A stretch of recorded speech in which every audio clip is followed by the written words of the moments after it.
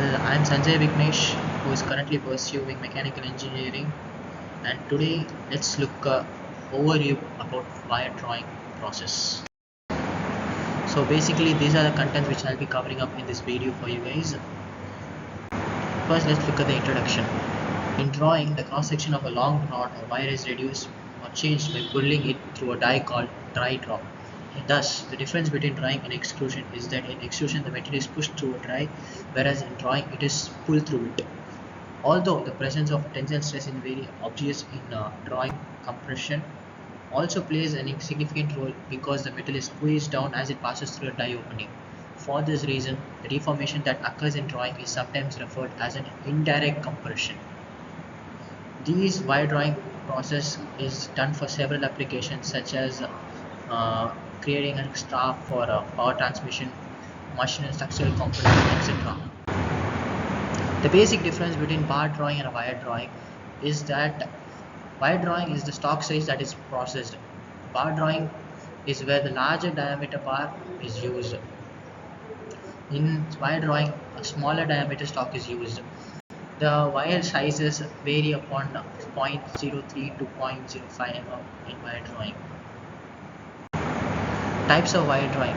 Hydrostatic wire drawing. It is well established and is particularly suitable for brittle materials and composites. In hydrostatic extrusion, it is not necessary that the billet be straight or cylindrical, and it not need to have a constant cross-sectional area along its entire length.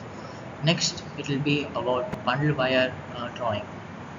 Bundle wire drawing that are somewhat polygonal rather than round in cross section. These are produced at a very higher cost, and which also improves the productivity to produce more wires simultaneously at the same time. In addition to producing continuous wires, techniques have been developed to produce a fine wire that is chopped into various sizes and structures. Next is a tandem wire drawing, and you can see in the figure given below how it is being connected with several dies. The drawing involves a passage through several dies in series. Especially this is used for copper wires, which is used for welding, which are used for welding wires. These are produced for wires which are very ductile and which can withstand the pressure when it passes through several dies. Next, we can see about what is the degree of drawing. The degree of drawing is measured in terms of reduction of area, which is defined as the ratio of difference cross-sectional area before and after drawing to the initial cross-sectional area. So here you can see the diagram and the formula given here. The process characteristics of wire drawing. This is an important topic which we'll be looking at.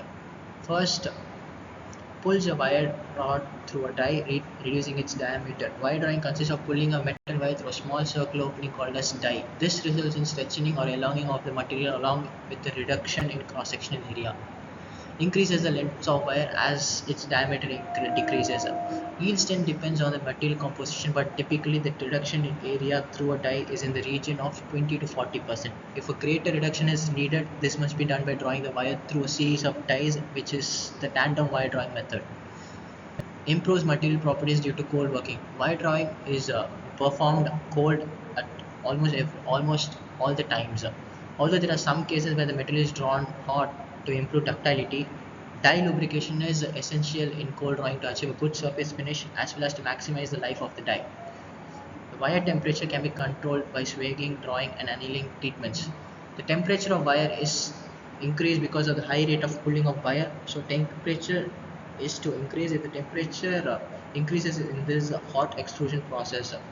So this hot temperature is being controlled by by swagging, drawing and annealing so as to reduce the defects produced in the wire.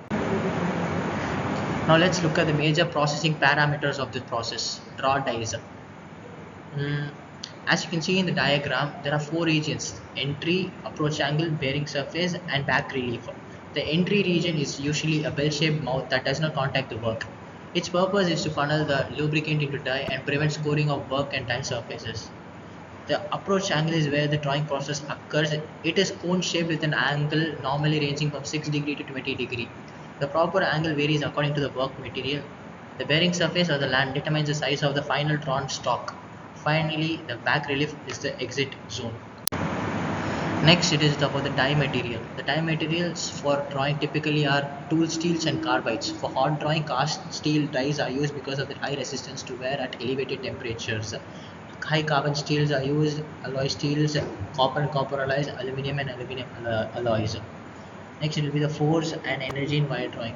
The force and power in wire drawing could be analyzed by using a simple tension deforming conditions in the wire. In fact, far more complex due to compressive and track forces generated by the die surface. Die angle. What is die angle? Die angle is crucial for the success of any wire drawing operation. Based on the fact that the frictional work increases with decreasing die angle, the reductant work increases with increasing die angle. An optimum approach should exist, one which minimizes both frictional and reductant work, and as a consequence, the drawing force. Next, it will be temperature. Mostly the wire drawing is done in the cold working extrusion process. The final operation before drawing is drying above 100 degrees Celsius. Lubricants are mostly used for controlling the high temperatures.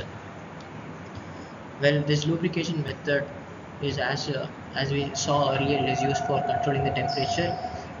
For further looking into it, in dry drawing, where the surface of the rod is to be drawn is coated with the lubricant by passing through a box filled with lubricant.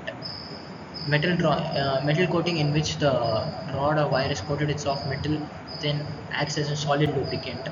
The various kinds of lubrication methods are being implemented nowadays. What are the principles for the process of wire drawing? The wire drawing die is conical shape. The end of the rod or wire which is to be further reduced is made into a point shape and inserted to a die opening. Before the wire is drawn, the shock needs to be prepared for wire drawing. The material should be sufficiently ductile since it is pulled by some tensile forces. Hence, the wire may have to be annealed properly to provide the necessary ductility. Further, the wire is to go through conical portion and then pull through the exit by the gripper. In this process, there is no force applied for pushing wire into die from the entrance side. For very large sizes, alloy steels are used in making the dies. The tungsten carbide dies are mostly commonly used for medium size and large production. The carbide dies are preferred mostly for large productions since very thin wire die. Sorry, for very thin wires, diamond dies are used. The drawing machines can be arranged in a tandem so that the wire coming from one die is coiled up to a sufficient length before it is re-entered in the subsequent die. So on, there is no change in volume. Successive adhesion can be done at higher speeds. Overall, this could be the flow chart which could enable you to understand the process of wire drawing in a simpler way. So the first, rolled coil, drying, descaling, annealing, lubricating and drawing. These are the major process involved in the process of wire drawing. Drawing equipment. Wire drawing is accomplished on a machine called as draw bench, consisting of an entry table, die, carriage and an exit rack. The carriage is used to pull the stock through die draw. It is powered by hydraulic cylinders or motor driven chains. The die stand is often designed to hold more than one die so that several bars can be pulled simultaneously through their respective dies. The working principle of drying draws.